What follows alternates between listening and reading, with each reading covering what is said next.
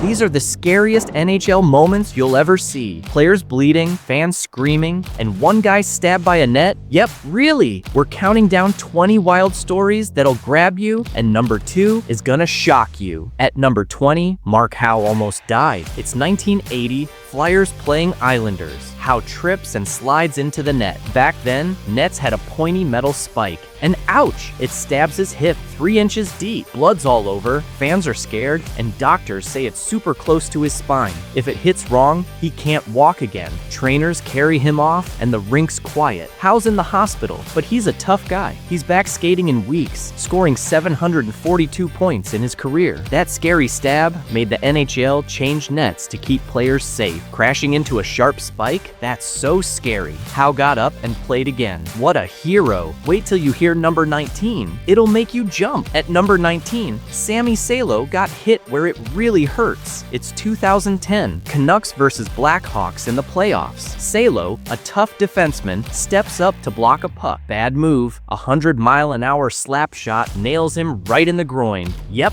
ouch. Salo drops to the ice, curled up, and fans are wincing. Trainers rush him off, and he's straight to the hospital. Word is, he had a ruptured testicle. Man, that's brutal. Doctors fix him up, and Salo's back playing in weeks, helping Vancouver push deep in the playoffs. That puck changed how guys think about protective cup. Salo laughed it off later, but dude, that's a scary hit. He still played 12 more years, racking up 339 points. Talk about tough. Crashing into a net's bad, but this? Whole new level of pain. Hold on, number 18 is gonna shake you up even more. At number 18, Vancouver fans turned crazy. It's 2011, and the Canucks lose Game 7 of the Stanley Cup Final to Boston. Fans are super mad. They hit the streets, flipping cars, setting fires, and smashing store windows. It's a total mess. Cops use tear gas, arrest over 100 people, and 140 get hurt, including 9 police. The city's trashed, millions in damage. Salo's puck hit was bad, but this riot, whole city went nuts. The NHL was shocked, and Vancouver's still embarrassed about it. Fans wanted a cup, but got chaos instead. Talk about a scary night. Nobody died, thank goodness, but the streets looked like a war zone. Hold on, number 17's gonna smash you with a hit that shook the ice. At number 17, Max Pacioretty got wrecked. It's 2011, Canadiens versus Bruins. Big guy, Zdeno Chara slams Pacioretty into the boards, but he hits the stanchion, that hard metal bit between benches. Ouch. His head snaps back, and he's out cold on the ice. Fans are super quiet, scared he's gone. Trainers rush over, and he's stretchered off with a broken neck bone and a bad concussion. Doctors say he's lucky to skate again. Vancouver's riot was wild, but this hit? Pure terror. Pacioretty's back in months, scoring 307 goals in his career. The NHL added safer stanchions after this. Talk about a scary crash. Kara didn't mean it, but man, that was rough. Hold tight, number 16's gonna hurt with a puck to the face. At number 16, Chris Pronger took a puck to the face. It's 2003, Blues versus Flames. Al MacInnis, known for his killer slap shot, fires a 100-mile-an-hour puck that smacks Pronger right in the eye. Bam! He drops, blood pouring, and fans are super scared. Trainers rush out, and he's off to the hospital. Doctors worry he might lose his eye, but Pronger's lucky. Bad bruise, no permanent damage. Pacioretty's crash was rough, but this? Face-first terror. Pronger's back in weeks, rocking a visor, and plays 16 more years, winning a cup in 2007. MacInnis felt awful, but that shot woke the NHL up about face shields. Man, a puck to the eye? That's scary stuff. Pronger just kept playing like a champ. Get ready. Number 15's gonna shock you with a stick gone wrong. At number 15, Keith Ballard whacked his own goalie. It's 2009, Panthers versus Thrashers. Ballard's super mad after a play, swings his stick hard to hit the post. Oops, he smacks his goalie, Thomas Vokoun,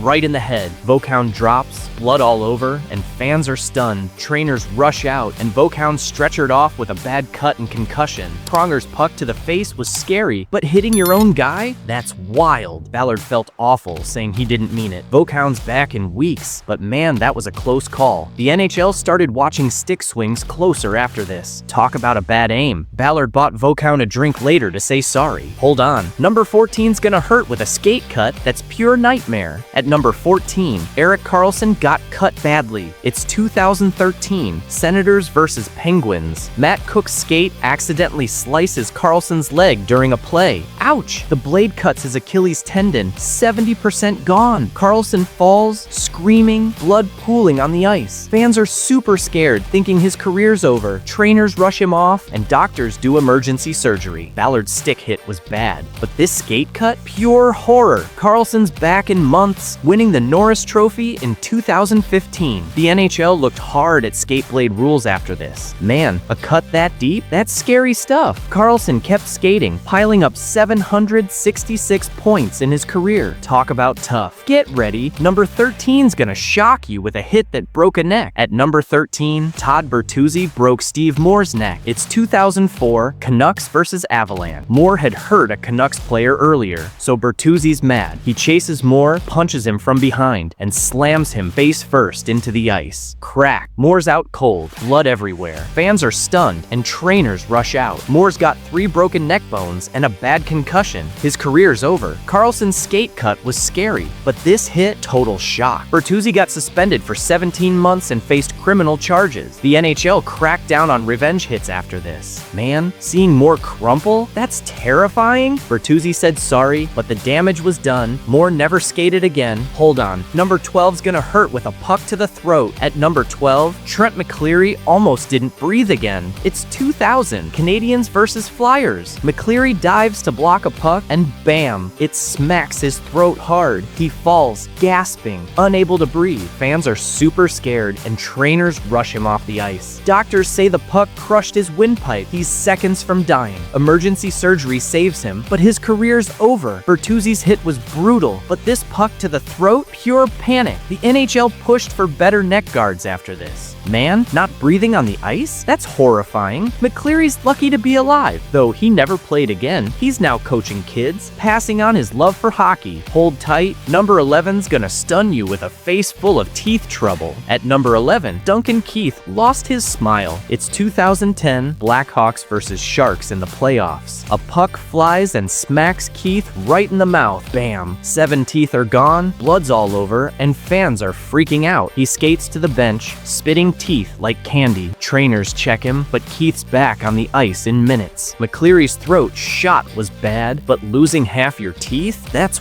wild. Keith played through, helping Chicago win the Stanley Cup that year. The NHL pushed mouth guards harder after this. Man, a mouth full of blood? That's scary stuff. Keith just laughed it off, saying teeth are overrated. He's got 3 cup rings now, so who needs a full smile? Hold on. Number 10's gonna hit you with a stick to the head. At number 10, Marty McSorley went too far. It's 2000, Bruins versus Canucks. McSorley, super mad, swings his stick and cracks Donald Brassier's head hard. Brassier falls, shaking, out cold with a bad concussion. Blood is on the ice, and fans are shocked. Trainers rush him off, and the game stops. Keith's teeth smash was rough, but this stick hit, total chaos. McSorley's banned for a year, the longest NHL suspension ever then, and faces court with 18 months probation. The league got tougher on stick fouls after this. Man, seeing Brassier shake like that, that's scary. Brassier came back, but McSorley's career took a hit. Hold on. Number 9's gonna sting with a face-first crash. At number 9, John Tavares went down hard. It's 2021, Maple Leafs versus Canadiens in the playoffs. Corey Perry accidentally knees Tavares in the head during a fast play. Bam! Tavares falls face first, out cold, blood all over the ice. Fans are super quiet, scared he's badly hurt. Trainers rush him off on a stretcher, and he's got a serious concussion. McSorley's stick hit was wild, but this crash? Total fear. Tavares spends weeks recovering, but he's back leading Toronto the next season, scoring 333 career goals. The NHL talked about player safety big time after this. Man, seeing him lie still like like that? That's scary. Perry felt awful, checking on Tavares later. Hold on, number 8's gonna shock you with an eye gone wrong. At number 8, Brian Ballard almost lost his eye. It's 2000, Maple Leafs versus Senators. A stick accidentally jabs Ballard's right eye during a play. Ouch. Blood's pouring, and he's down, screaming. Fans are super scared, thinking he'll never see again. Trainers rush him off, and doctors say his retina's torn. Really bad. Tavares' face crash was awful, but this eye hit, total panic. Ballard has 7 surgeries, but loses most of his right eye's sight. Amazingly, he's back playing in a year, using one good eye, and logs 323 career points. The NHL pushed eye shields harder after this. Man, a stick to the eye? That's terrifying. Ballard's a tough guy, still coaching today. Hold on, number 7's gonna hit you with a knee to the head. At number 7, Steven Stamkos got knocked out. It's 2011, Lightning versus Penguins in the playoff. Matt Cook accidentally knees Stamkos in the head during a fast play. Bam! Stamkos drops out cold, blood on the ice. Fans are super quiet, scared he's done. Trainers rush him off, and he's got a bad concussion. Ballard's eye injury was rough, but this head hit, total shock. Stamkos misses weeks, but comes back strong, scoring 665 career goals, including a cup in 2020. The NHL pushed harder for concussion rules after this. Man, seeing him lie still like that, that's scary. Cook said sorry, but the damage was real. Hold on, number 6 is gonna hurt with a neck cut that's pure horror. At number 6, Richard Zednik nearly bled out. It's 2008, Panthers versus Sabres. A teammate's skate accidentally slices Zednik's neck during a play. Blood sprays everywhere, and he's skating to the bench, holding his throat. Fans are screaming, thinking he's gone. Trainers rush him to the hospital, and doctors say the skate cut an artery, super close to death. Stamkos' head hit was bad, but this neck slash, total horror. Emergency surgery saves Zednik, and he's back playing in month, scoring 378 career points. The NHL pushed neck guards harder after this. Man, blood pouring like that? That's terrifying. Zednik called it a miracle he survived. Hold on, number 5's gonna shock you with a tragedy off the ice. At number 5, Danny Heatley's crash broke heart. It's 2003, and Heatley, a Thrashers star, drives his Ferrari way too fast, 80 miles an hour. Boom, he loses control, the car splits in half, and his teammate Dan Snyder's in the passenger seat. Heatley's hurt bad with a broken jaw, but Snyder's way worse. Fans are stunned when Snyder dies 6 days later. Zednik's neck slash was scary, but this tragedy, pure sadness. Heatley pleads guilty to vehicular homicide, gets probation, and plays again, scoring 365 career goals. The NHL mourned Snyder, and Atlanta retired his number 37. Man, losing a friend like that? That's awful. Heatley carried the guilt, but kept skating.